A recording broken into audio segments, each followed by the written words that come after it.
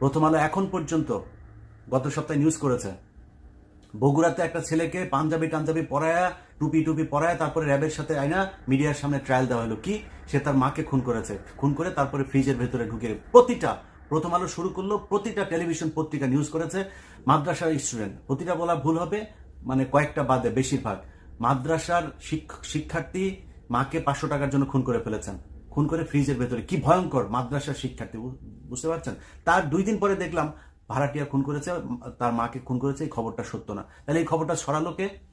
এগুলি হচ্ছে প্রথম আলোর সূক্ষ্ম কারচুপি। তারা প্রথমে করে, গোয়েন্দা সংস্থার তাদের লোকজন আছে না, সেগুলো দিয়ে করায়। মিডিয়াতে তাদের একটা চক্র আছে, এরা মিলে এটাই করে। সরকার যতই ইয়ে করতে চান, তার পেছনে দাঁড়াইতে চান, প্রথম আলোর প্রতিটা নিউজকে এই ধরনের কাউন্টার দেওয়া হবে।